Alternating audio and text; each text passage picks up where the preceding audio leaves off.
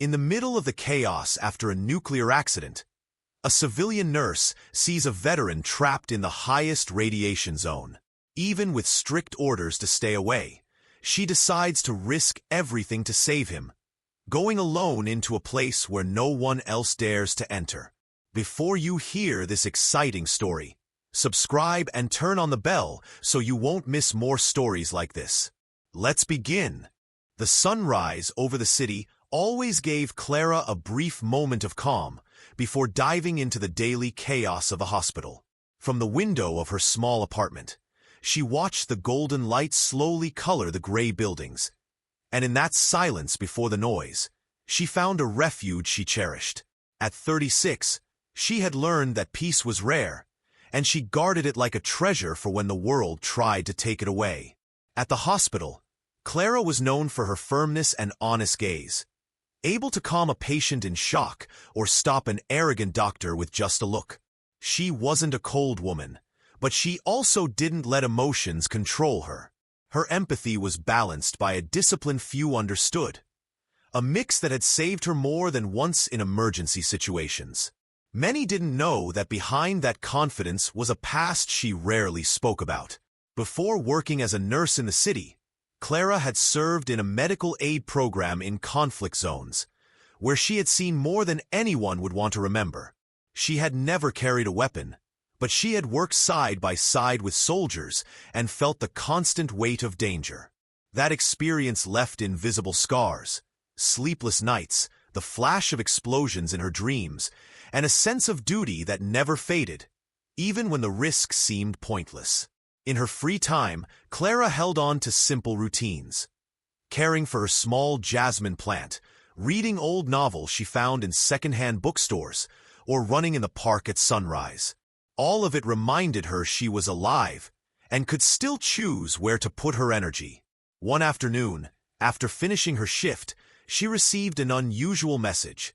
The processing plant on the outskirts of the city, where she also worked as an emergency nurse on rotating shifts, needed support staff.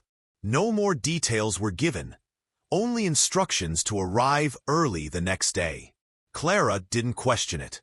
Her contract included responding to emergencies at the complex, though she had never imagined it could become the scene of anything more than minor workplace accidents.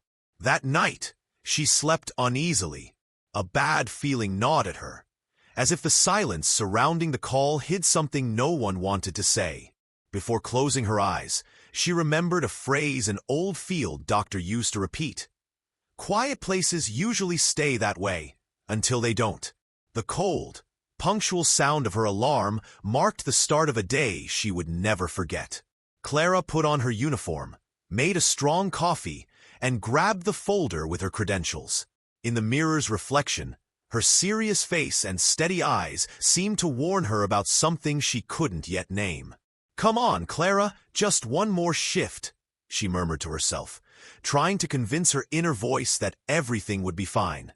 With every step toward the industrial complex, the streets seemed emptier, and a cloudy sky darkened the horizon. She didn't know that the same path would take her to a point of no return, where she would have to choose between her own life and that of another human being. The industrial military complex rose on the outskirts of the city like a fortress of steel and concrete. Surrounded by double fences topped with barbed wire and cameras on every corner, it was a place no one entered without special clearance.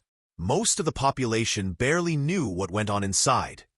Officially, it was an energy processing plant using experimental technology, but rumors spoke of nuclear material and projects that couldn't be revealed to the public. When Clara arrived that morning, the sky was grayer than usual, and a cold breeze sent chills up her skin. The entrance guard, a large man in military uniform, checked her ID with unusual seriousness. "Go ahead, Nurse Martinez. They'll need all the staff they can get today," he said, without looking her in the eye. Clara frowned. That tone didn't sound promising. She walked toward the medical area of the complex, a separate module with white walls and the smell of disinfectant, while she noticed technicians in safety suits and soldiers patrolling. Something was happening, And it didn't feel like a drill. The workday had barely begun when a dull thud shook the ground. The lights flickered, and a sharp beeping echoed from the alarm system. A second blast, stronger, rattled the windows. "Code red! Code red!" The metallic voice blared through the loudspeakers. "Radiation leak in Sector 3. Proceed to immediate evacuation." The hallway filled with voices and hurried footsteps. A technician with a panicked face ran past, shouting that the containment system had failed. Clara felt a knot in her stomach. She had heard the word radiation before at work, but only during drills. This time, the pale faces and shaking hands around her told her it was real. In seconds, the soldiers began guiding staff toward the emergency exits. The air filled with a deep humming sound, mixed with the sharp scent of hot metal. Following protocol, Clara helped a couple of workers put on masks and gloves before they joined the human wave fleeing the building. "Move! Don't stop!" a soldier ordered, firmly clearing the way. As she headed toward the exit, Clara turned her head and, through a window, saw a column of thick, dark smoke rising from the heart of the complex. In the smoke, faint flashes of bluish light pulsed, as if something inside was burning in a strange way. In the chaos, a group of workers shouted that there were still people trapped in the collapsed section. No one seemed to hear. The priority was to get those already in safe zones out. Clara felt the urge to run toward them, but the flow of people and the soldiers' orders pushed her outside. The roar of sirens and emergency vehicle engines filled the air. Outside, ambulances and armored trucks lined up, receiving evacuees and taking them to decontamination centers. A gust of wind carried the metallic scent again, mixed with something more subtle but unsettling, like ozone. Clara clenched her jaw. Her instincts told her whatever was happening inside the complex was far worse than they were saying. "Nurse, to the medical check area now," an officer instructed, pointing to a white tent where other medics were treating workers with mild symptoms: dizziness, vomiting, superficial burns. As she took vital signs and helped hydrate the affected, she couldn't stop thinking about the smoke she'd seen, and the possibility that, right then, there were people fighting to survive behind the sealed walls of the complex. A heavy sense of helplessness began to grow in her chest, along with a certainty: this wasn't over. Among the names being whispered among the evacuees, one caught Clara's attention: Ramirez. She overheard it in the low voices of two technicians talking near the medical tent. "They say Ramirez didn't make it out," one murmured, clearly worried. "The veteran?" asked the other. "Yeah, he was in the maintenance wing when the leak happened." Clara looked up. She didn't know the man personally, but the name felt familiar, maybe from a report, a casual conversation in the break room, or from the stories the guards sometimes told on quiet nights. Ramirez, a decorated ex-soldier, had been working at the complex for only a few months as an internal security supervisor. People said he had served on international missions, been part of rescue units in disaster zones, and that even after retiring, he kept strict discipline. He wasn't a man who spoke much about his past. He preferred to keep a low profile, focusing on his work and fixing things with his own hands. Clara had seen him a couple of times from a distance, checking access points with a folder under his arm, always with the same serious, focused expression. Sometimes a worker would joke with him, and he'd answer with a faint smile before going back to his tasks. That day, witnesses said, Ramirez was on a routine inspection in Sector 3 when the alarms went off. He hadn't had time to evacuate before the second explosion, which blocked several exits. No one knew exactly where he was, but everyone agreed his chances of getting out on his own were slim. "I saw him half an hour ago, near the cooling valves," an engineer said, voice trembling. "If he's still there, the radiation is killing him." The words lodged in Clara's mind. She couldn't explain why they affected her so much. Maybe it was the image of a man used to saving others now trapped with no one able to help. Or maybe because, in some way, She felt she already knew him, even though they had only exchanged a few glances in narrow hallways. A fleeting memory crossed her mind. Once in the break room, she'd heard Ramirez quietly tell how he had dragged a wounded comrade under enemy fire. "You don't just leave someone there, even if running would be easier," he had said. That phrase now echoed loudly in Clara's head. Amid the chaos, an officer approached with a list in hand. "Has anyone seen Ramirez?" he asked loudly. Silence. No one raised a hand. Clara felt the urge to speak, to say she could go, but something held her back. She knew it wasn't as simple as deciding and acting. At that moment, orders were strict and every move was controlled by the military. In the distance, she saw a group of soldiers heading quickly toward one of the complex entrances. They wore protective suits and looked ready to seal the gates. The message was clear. They were isolating the area, and soon no one would be able to enter. Clara pressed her lips together.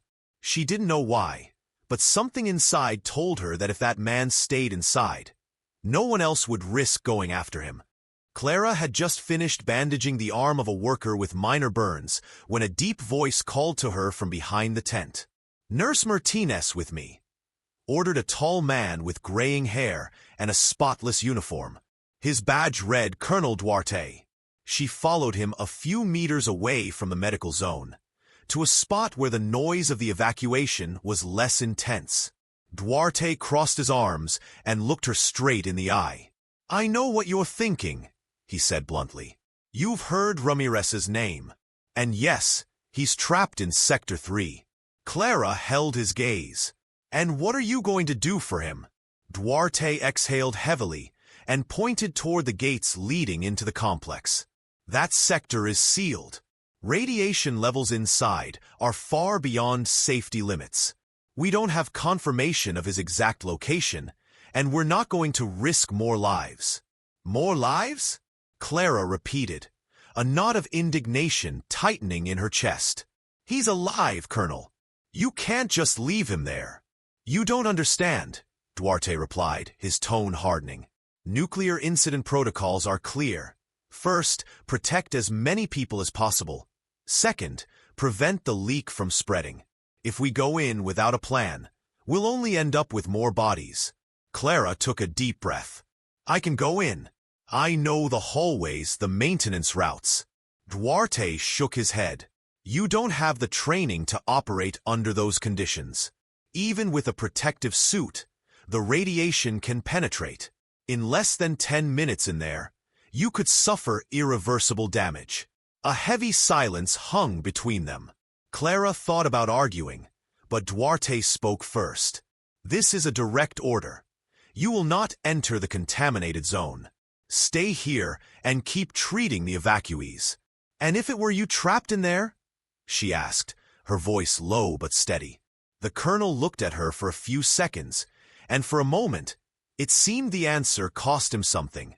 "We all knew what we were signing up for," he said at last. "Ramirez knew it better than anyone." Clara clenched her fists. Military logic could be cold, but something deep inside her screamed she couldn't just stand by. Duarte seemed to read her mind. "Listen carefully, Martinez," he continued, stepping closer. "If you go in, you're not only risking your life, you're jeopardizing the containment operation. And if you do, there will be no rescue for you either." She nodded silently, not out of obedience, but because she knew any extra word might give away her true intentions. Duarte walked away, leaving behind a warning that echoed in her mind. "You will not enter." Clara returned to the tent, but she couldn't focus.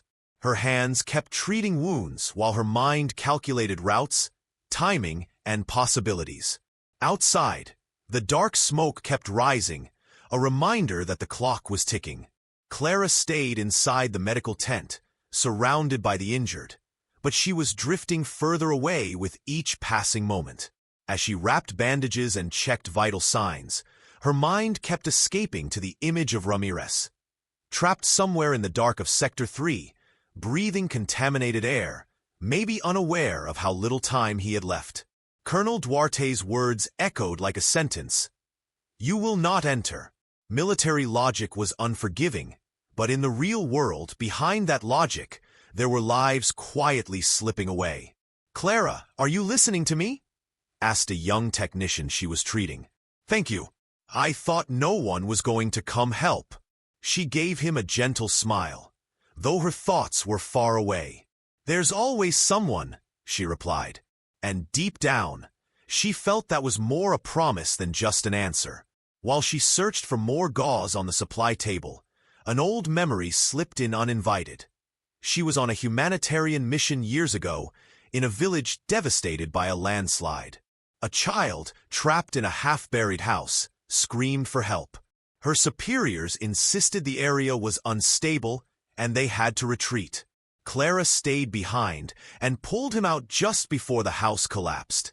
"Sometimes disobeying is the only way to do what's right," she told herself, remembering that day. The loudspeaker's voice cut through her thoughts. "Attention! All entrances to Sector 3 will be sealed in 5 minutes. I repeat, 5 minutes. 5 minutes." That was all the time left before any chance of saving Ramirez dropped to zero. Clara looked around. The staff was focused on treating those already evacuated. No one was paying attention to what she was doing. She approached her colleague Marta, a short-haired nurse with quick hands. "Marta, can you cover for me for a moment? I'm going to get more supplies from the mobile unit." "Sure, but don't take long." "We're slammed," Marta answered, suspecting nothing. Clara stepped out of the tent, her heart pounding. Every step toward the sealed perimeter was a battle against her own caution. She could still hear the colonel's warning in the back of her mind, but louder than that was the memory of a phrase an old patient once told her. "There's no heavier burden than living knowing you could have saved someone and didn't." When she reached a less guarded area, she spotted 2 soldiers talking beside a truck. Their protective suits hung open, resting on a folding table. Clara approached slowly, moving with the confidence of someone on official business. "The colonel sent me for a suit to check the intermediate decontamination zone," she improvised. One soldier hesitated, but the other nodded. "All right, but make sure you log your name in the record." "Of course," Clara said, taking the suit and walking away with steady steps, knowing full well she wasn't going to write her name anywhere. With the suit under her arm and the clock ticking, the dilemma stopped being a question and became a decision. She was going in. She didn't know if she would come out alive, but she knew she couldn't bear the thought of living with the question of what might have happened if she hadn't tried. Clara put on the protective suit behind a truck parked in the service area. The material crackled with each movement, and the mask, fogged by her breath, reminded her that from that moment on, every second mattered. She tightened the straps, checked the seals at her neck and wrists, and switched on the portable radiation meter she had taken along with the suit. The needle showed high levels even before she crossed the gates. "Breathe, Clara. Get in and get out fast," she told herself, though she knew that what she might find inside could delay her more than planned. With steady steps, she approached a side door of the complex, where an emergency gate was momentarily open while a couple of technicians removed equipment. Pretending to be part of the team, she walked past them without raising suspicion and stepped into an empty corridor. As soon as the gate closed behind her, the world changed. The silence was absolute, broken only by a deep hum that seemed to come from the building's core. The air was heavy, with a metallic, acidic smell that even the mask's filter couldn't completely block. The light was dim. Only a few emergency lamps flickered, casting long shadows on the stained walls. Clara moved carefully, following the mental map she'd built during previous shifts at the complex. Sector 3 was 2 corridors away, but to reach it she'd have to pass through areas already showing signs of disaster. She passed an open electrical panel, wires hanging and sparking intermittently. The sharp clang of metal hitting the floor in the distance made her stop. Her heart raced, and the amplified sound of her own breathing inside the helmet reminded her she was alone. At a corridor junction, the radiation meter began a steady beeping. Clara glanced at the display. The levels had spiked sharply. "No time to hesitate," she whispered, as if her own words could push her forward. She moved towards Sector 3, passing offices with open doors and papers scattered across the floor. On one desk, a still warm thermos reminded her that less than an hour ago, the place had been full of people working. When she reached the sector's antechamber, she found a doorway partially blocked by a fallen beam. Straining to move it made sweat run down her forehead, fogging the mask even more. At last, she managed to open a gap wide enough to squeeze through. On the other side, the atmosphere was heavier. The bluish light she'd seen from outside filtered through a crack in the ceiling, accompanied by a faint crackling sound. The heat was stifling, and the sense of being in a hostile place grew stronger with every step. The meter beeped again, this time with a higher-pitched tone. Clara knew that meant she had to move faster. Ramirez has to be close, she thought, trying to focus on her goal and not on the growing dizziness creeping over her. Then she heard something, a dull metallic thud, as if someone had tried to move a heavy object. She froze and scanned the corridor with the flashlight mounted on her suit's arm. The sound came again, clearer this time, from deeper inside the sector. She adjusted her mask, took a breath, and followed the noise. She couldn't see him yet, but she knew she was getting closer to the place where she would find answers or more questions. The metallic noise Clara had heard faded into an unsettling silence. She took a few more steps, and the beam from her suit's flashlight revealed a narrow hallway, or what was left of it. A partial collapse had turned the passage into a maze of rubble. Twisted pipes hung from the ceiling, and chunks of concrete blocked the way almost entirely. "Perfect," she muttered, somewhere between frustration and nerves. She tried to move one of the blocks, but managed only to shift it a few centimeters. The effort made the radiation detector's beeping grow sharper and faster. Not a good sign. Looking around, she spotted a narrow gap, just wide enough to crawl through. Without thinking too much, she crouched down and started to squeeze her way forward. Metal scraped against her suit, and a snag made her heart lurch. A seam on the outer layer had caught on something. "Come on, not now," she whispered, carefully pulling herself free. On the other side of the collapse, the hallway was coated in a fine gray dust that clung to her visor. Dark stains marked the walls, and the air, even filtered, felt heavier. Clara advanced in short, cautious steps, ears tuned to every sound.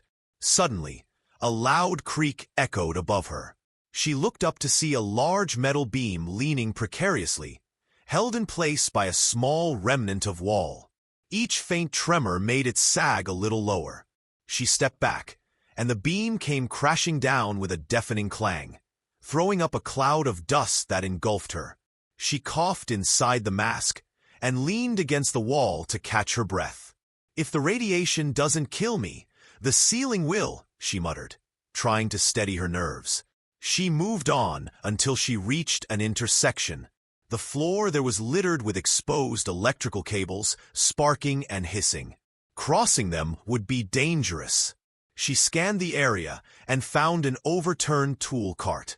With effort, she dragged it over and used it as an improvised bridge to get across. As she did, her flashlight swept over a message painted in red on one of the walls. "Do not follow."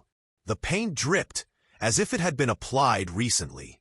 A shiver ran through her, but she couldn't stop now. A few meters ahead, a closed door blocked her path. She tried to open it, but it was jammed.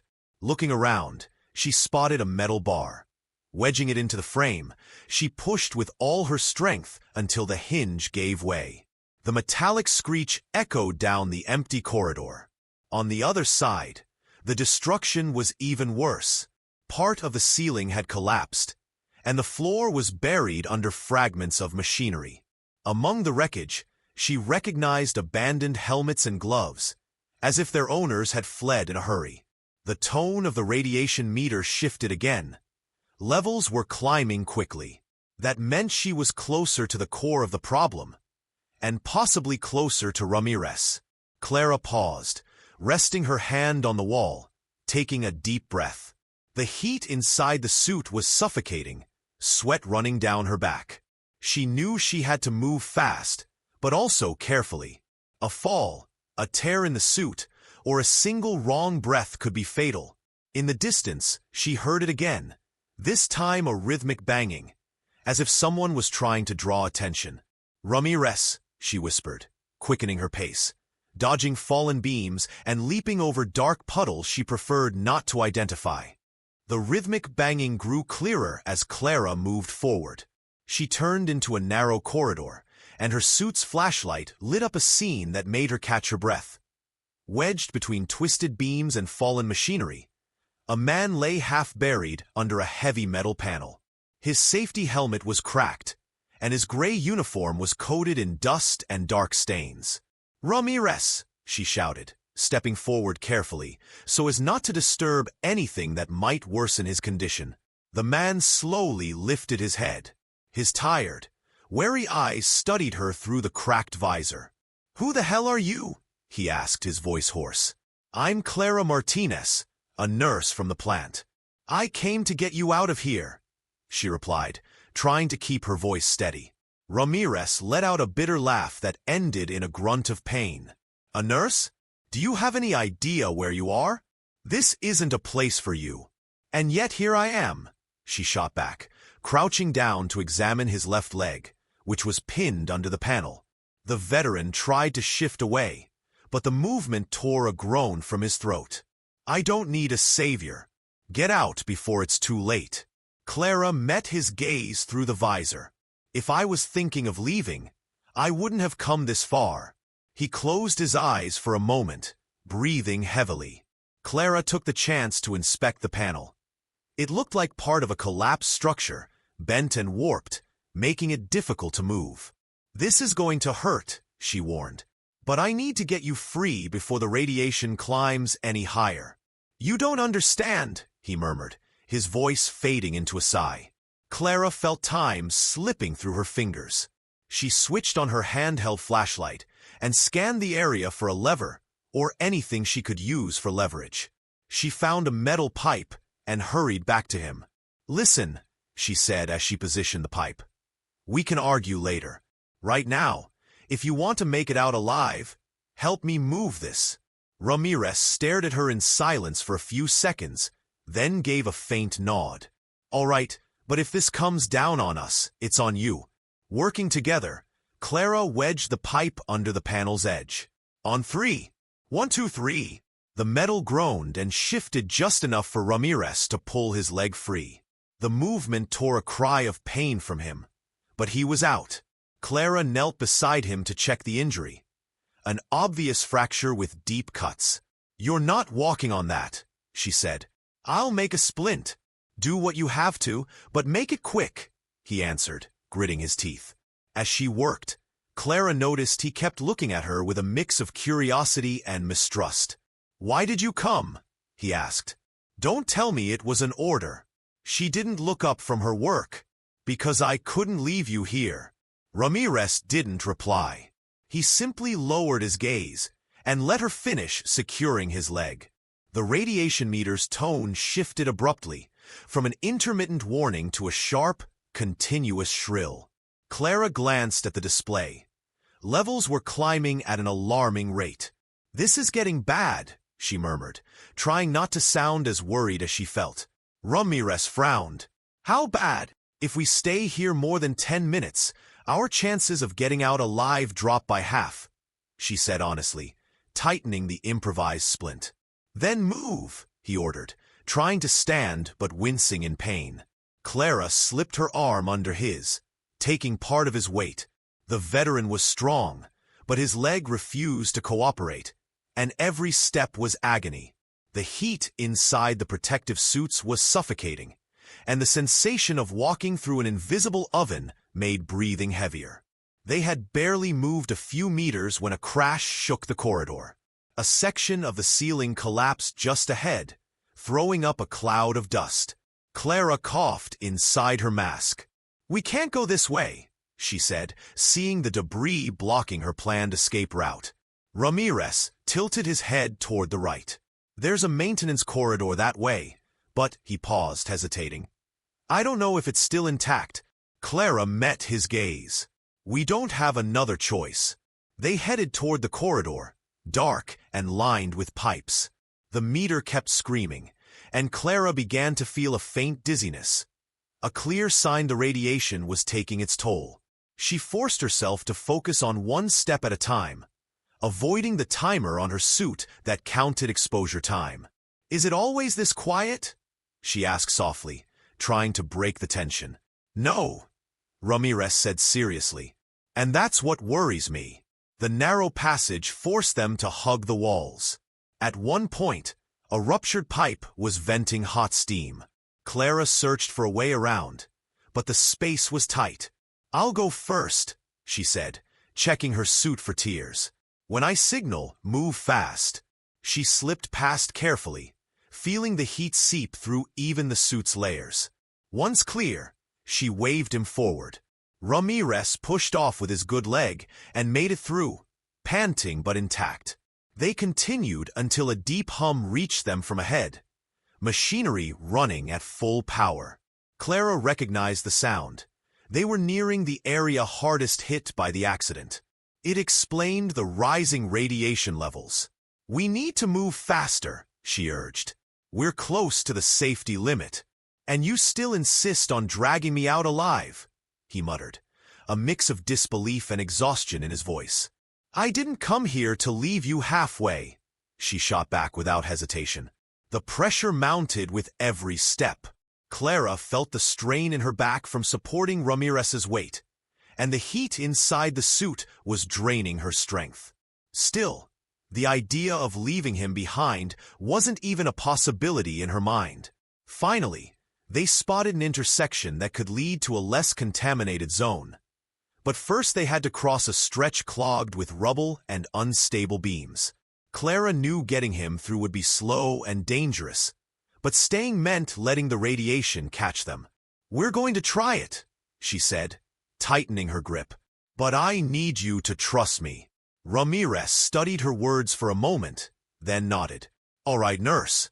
Let's gamble with luck."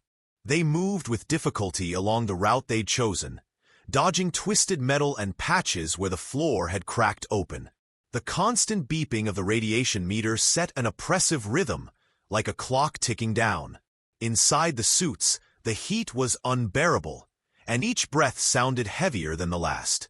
Clara kept her focus on each step, but she could sense that Ramirez was uneasy. It wasn't just the pain in his leg. Something else was eating at him. Every time they passed a particularly damaged section, he averted his eyes, as if he knew exactly what had caused it. "Ramirez," she said, helping him over a fallen beam. "What really happened here?" He stayed silent, looking straight ahead. His hands, resting on her shoulder, trembled slightly. "Now's not the time." "It's exactly the time," Clara insisted, stopping and making him look at her. "If there's something I need to know to get us out alive, tell me." Ramirez took a deep breath and lowered his voice, as if afraid someone else might hear, even hear. "This wasn't an accident." The words fell heavy, heavier than the thick air around them. Clara frowned. "What do you mean?" "The radiation leak was deliberate," he went on. "There were people here, but not all of them were plant workers. I saw armed men, no insignias, in the control rooms hours before everything blew." A chill ran down Clara's spine, one that had nothing to do with heat or cold. "Why would they do that?" "I don't know everything," Ramirez admitted, "but I overheard fragments of conversation. They talked about cleaning the facility and leaving no trace. When the alarm started, I tried to reach the radio to call for help. That's when the panel came down on me." Clara stared at him, trying to process the information. "You're saying someone wanted this to happen?" Yes. And if we're here when they come back to make sure everything's the way they want it, we're not getting out alive, he said, his tone leaving no room for doubt. The meter gave a sharper, more urgent beep, reminding them time was running out. Clara felt a dangerous mix of urgency and anger. If what he said was true, the threat wasn't just the radiation. There were people who might be willing to kill them to keep them quiet. Then we'd better move, she said, tightening her grip to help him move faster. They continued in silence for several meters, but Clara couldn't stop thinking about what she'd just heard. If the explosion had been intentional, it meant that an official rescue wasn't the priority, and that any attempt to leave through the main routes could be a fatal mistake. Ramirez, as if reading her thoughts, murmured, "Let's find a way out that's not on the map. The official evacuation routes are probably already controlled." Clara nodded. For the first time since finding him, she felt the veteran was truly trusting her. Clara and Ramirez moved cautiously through a narrow corridor that, according to him, could lead to a little-used service exit. The radiation meter's steady beeping was constant, but what unsettled Clara more was another sound, one that had nothing to do with the device. At first, she thought it was the echo of their own footsteps, but soon she realized there was more. A low murmur, synchronized steps, the faint metallic scrape of tactical gear. She stopped and raised a hand for Ramirez to do the same. "You hear that?" she whispered. Ramirez closed his eyes for a moment, focusing on the noise. His expression changed instantly. "Yes, and that's not rescue personnel." A beam of light swept from the far end of the corridor, moving side to side. Clara held her breath. For a second, the silhouettes of two men appeared, dressed in black suits, armed with short rifles, their movements calculated, like hunters searching for something or someone. "Operators," Ramirez murmured. "They're not here to save anyone." Clara's heart began to pound harder. She remembered his words about leaving no trace and understood they were part of that plan. If they found them, there would be no warning, no negotiation. They crouched beside a row of metal cabinets and slipped into a side room. Inside, the dimness wrapped around them, and the air felt even heavier. Clara switched off her flashlight to avoid giving away their position. The footsteps drew closer, and voices became clearer. "Check every section. No one leaves," one ordered in a clipped tone. "Understood," the other replied. "If you find someone, eliminate them." Clara felt a knot tighten in her stomach. She looked at Ramirez, who returned her gaze, steady, but without panic. "We move as soon as they pass," he murmured. They waited. The footsteps grew louder, then gradually faded. Clara silently counted to 10 before peeking into the corridor. The beam of light was further away now, though faint echoes still lingered. "Now," she said, helping Ramirez to his feet. They slipped out of the room and took a side hallway. Every sound, every shadow felt like a threat. Ramirez gave short, precise directions, using his knowledge of the facility to keep them away from the intruders. The goal was clear: find a route that kept them invisible. Then, a metallic creak behind them. Clara turned and saw a dark figure appear at the far end of the hallway. She didn't need to say anything. Ramirez saw it too and began to limp forward as fast as he could. The man raised his weapon. "Down!" Clara hissed, pulling Ramirez toward an open side hatch. They tumbled into what looked like an old tool storage room. She shut the hatch silently, and they crouched behind a stack of crates. Seconds stretched into eternity. Slow footsteps passed just outside. A pause right in front of the hatch, and then silence. Clara held her breath until her lungs burned. Finally, the sound faded. Ramirez gave her a tired half-smile. "You've got a knack for this." "I'm just trying to get us out alive," she replied, tightening her grip on his shoulder. "Let's go." They exited through a back door of the storage room and pressed on.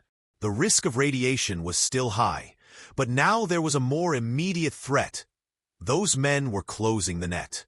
The service corridor opened into a junction of steel and shadows. To the left, the exit B sign flickered at irregular intervals, like a tired eye. To the right, a maintenance corridor marked "Authorized personnel only." Clara chose the second without hesitation. The official routes could be watched. She tightened her grip on Ramirez's shoulder and moved forward in short, determined steps. The radiation meter hanging from her chest had gone from a tense beeping to a faster, pounding rhythm, like a racing heart. The heat inside the suit pressed in on her. The mask's visor fogged with each breath, and a constant thread of sweat ran down her neck. Even so, Clara kept her pulse steady, counting in her head. 20 steps, stop, listen. 10 steps, low, listen. There was no room for mistakes. A faint groan above reminded them the structure was still shifting with every vibration. They rounded a corner and came to a heavy door marked substation. Clara ran her hand over the side panel. A dust-covered keypad dead. She tried the handle. Unmoving. Her eyes went to the hinges. If they could open it, they could cross the substation to a ventilation chamber which, according to the safety map she'd memorized, connected to an inspection tunnel leading outside the main ring. "I need a lever," she whispered. Ramirez pointed to a metal crate against the wall. Inside, a rusty pry bar and a massive wrench. Clara took the pry bar, wedged it between door and frame, and shoved with her whole body. The metal groaned. She pushed again. On the second heave, bolts popped free and skittered across the floor. The gap was just wide enough to slip through sideways. Inside, the dimness smelled of copper and burnt insulation. Rows of electrical cabinets hummed at half-life, their red LEDs glowing like embers. The meter spiked again. The substation was hotter than she'd expected. Clara forced herself to keep moving. Halfway through, a fallen panel blocked the opposite exit. "No way around." "Let me try," Ramirez whispered, jaw tight. He shoved with his good shoulder while Clara levered from beneath. Metal scraped across the floor, leaving a bright scar. They moved it 20 centimeters enough. They slipped through. The next passage was narrow and lined with round ducts. A dead fan, its huge blades filling the frame, loomed at the end. If they crossed it, they'd reach the ventilation chamber. But the blades blocked the way. Clara eyed the central ring, a manual latch. If she could free the pin, the blades might lock open just enough. "Lean on me," she told Ramirez, then climbed the frame's edge, reaching inside the fan. Her fingers found the pin, hot as a griddle. She twisted. It didn't budge. She twisted again, harder, the glove straining. Clack! The pin sprang free, and one blade dropped a few degrees, leaving a narrow gap. "You first," she ordered. "Won't fit," he grunted, gauging the splint's bulk. Clara dropped her pack, knelt, and carefully guided his injured leg through the opening. The veteran clenched his teeth. She shoved at his belt until he slid through. With a final push, Ramirez rolled to the other side. When Clara moved to follow, a metallic echo froze them. Muffled voices down the hall, the vibration of boots, the brief snap of a weapon's safety. "Quick," Ramirez urged. Clara pushed her torso through the gap. Her back tank caught on the frame. She ducked lower, twisted, forcing it. The plastic creaked alarmingly. One long exhale and she popped through, hitting her hip and elbow on the landing. Before the sound faded, 2 flashlight beams swept the corridor they'd just left. They flattened against the floor, still. 1, 2, 3 seconds. The lights shifted, hesitated, then moved away in the opposite direction. The ventilation chamber was a giant cube with grills on 3 levels. A faded plan on the wall marked exits. North blocked. West collapsed. South, under review. South would have to be their bet. Clara's meter screamed in a sustained tone. High, steady radiation. They couldn't stay here long. They descended a spiral staircase. Halfway down, a step gave way under Ramirez's weight. Clara caught him, feeling the pull in her shoulder. The metal vibrated like a taut wire. "Hold," she willed silently. They reached a low hatch with a manual wheel. Clara turned it.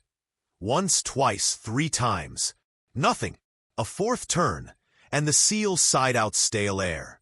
The door opened 10 centimeters, the rest with shoulder and knee. The inspection tunnel reeked of damp and old dust. The radiation dropped slightly, buying them a few extra minutes. The floor, however, was littered with gravel and fine glass. They staggered forward, lighting short stretches ahead, their own echoes following. In the arched ceiling, the plant's distant hum sounded like a tired animal. "How much time?" Ramirez rasped.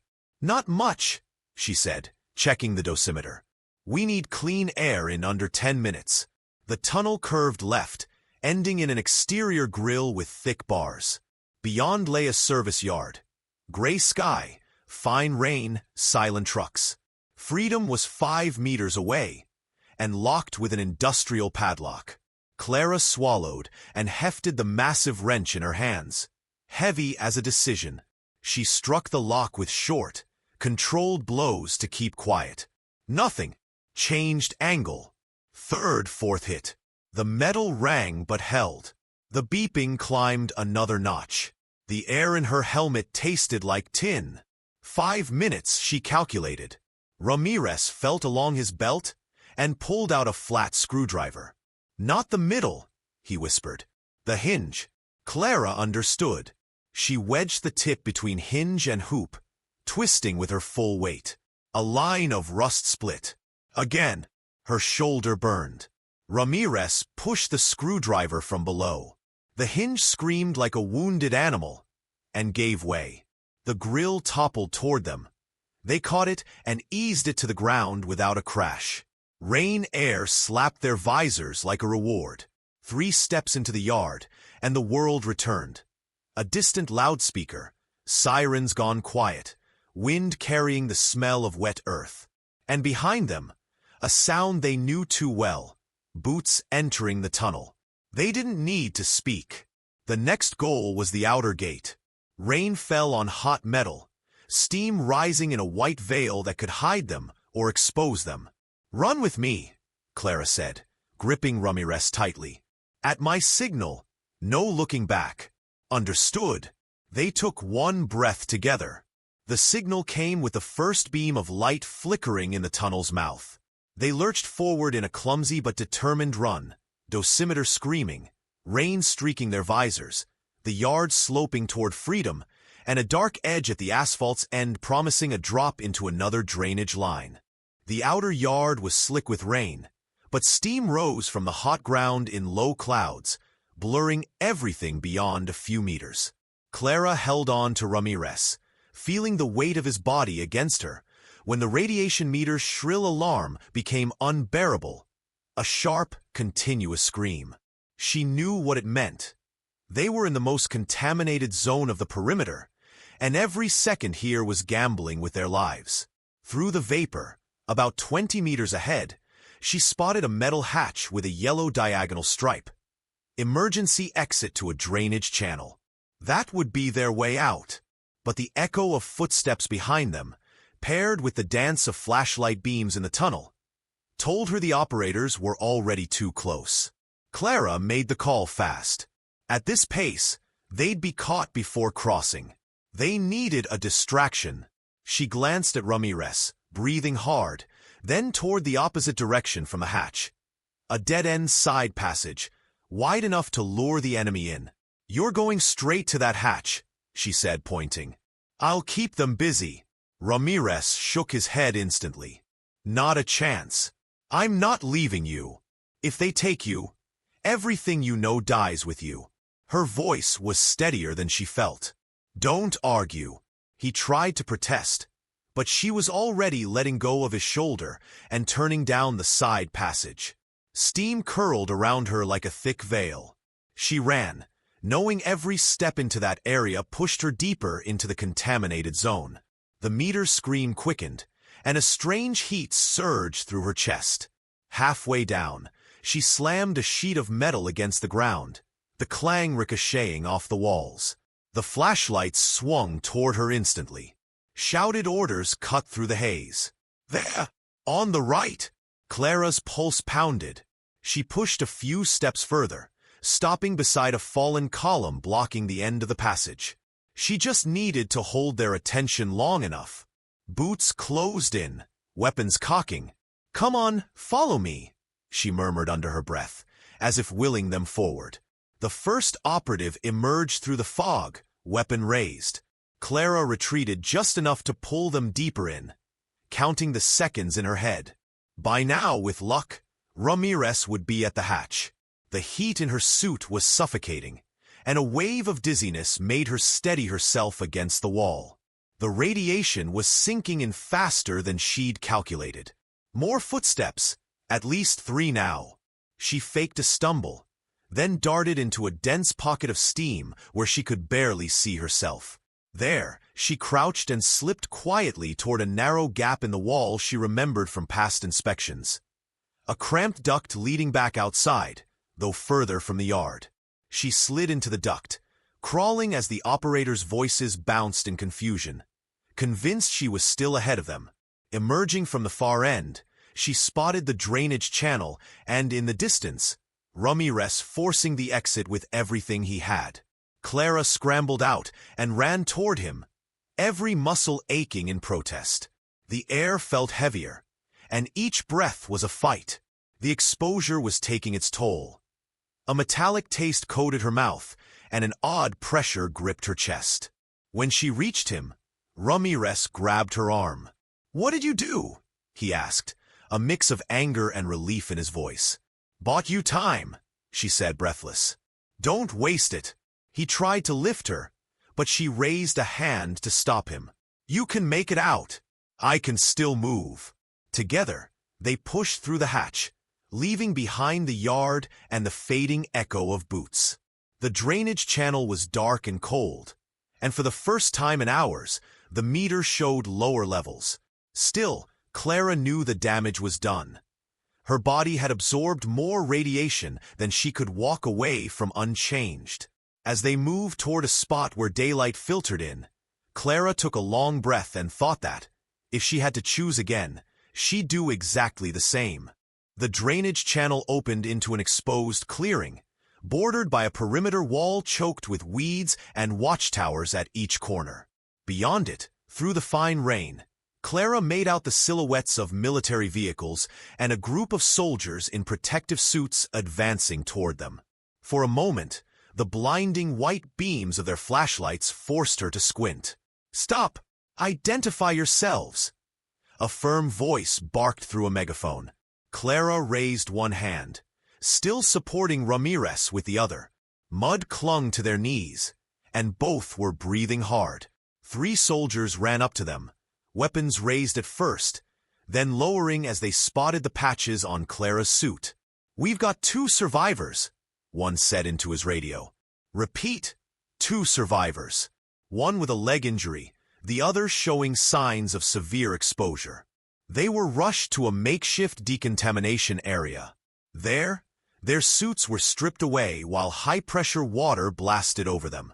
Clara felt the cold cut straight through her, mixing with a bone-deep fatigue that made it hard to stay upright. Ramirez tried to steady her, but soldiers stepped in quickly. "They're being taken separately," an officer in a white helmet announced. "Standard procedure." "No, she's coming with me," Ramirez protested, straining to rise from the stretcher. "Negative," the officer replied flatly. "This incident is under special classification. Each will be processed at separate facilities." Shivering, Clara met Ramirez's eyes. "It's all right," she murmured, though her gaze said otherwise. Before he could answer, a medic wheeled her toward another transport unit.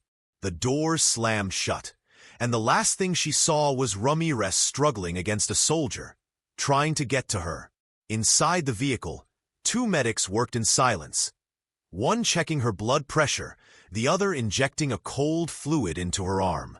The engine rumbled to life, the vibrations beneath her feet feeling like the start of a journey to nowhere. "Where are you taking me?" she asked weakly. "Medical isolation facility," the medic said without looking up. "Don't worry, you'll be in good hands." But Clara knew medical isolation facility was not a place people talked about afterward. She understood what special classification meant: silence, sealed reports, and an official version that would never match the truth. At some point during the trip, exhaustion overtook her. When she woke, she was in a white, windowless room, an A4 line in her arm. No one spoke beyond the bare minimum. Days, or perhaps weeks, passed before they let her leave, with strict rest orders and a confidentiality agreement she was forced to sign. She never saw Ramirez again. She didn't know if he was alive, released, or caught in the same silence that now smothered her.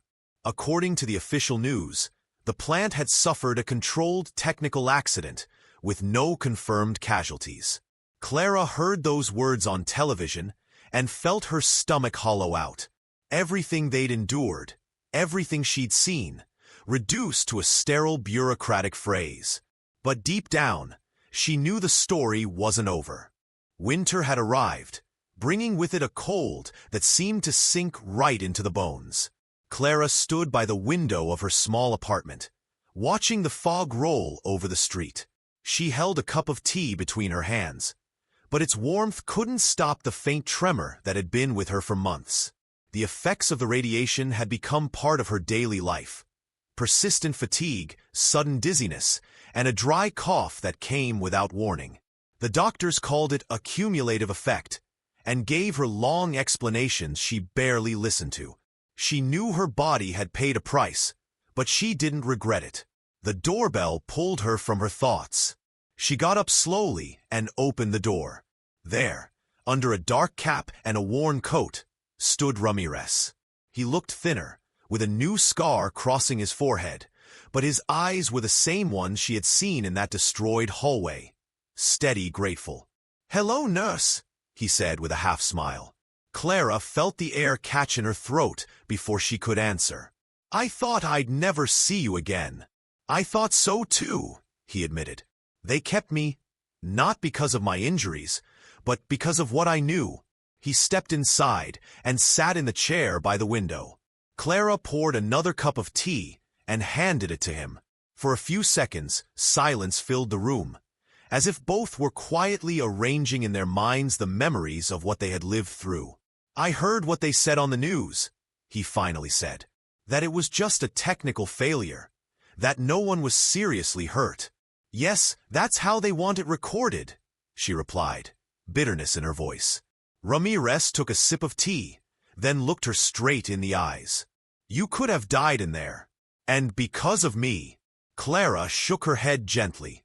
"It wasn't because of you. I went because I knew I couldn't just stand by. And if I had to do it again, I would."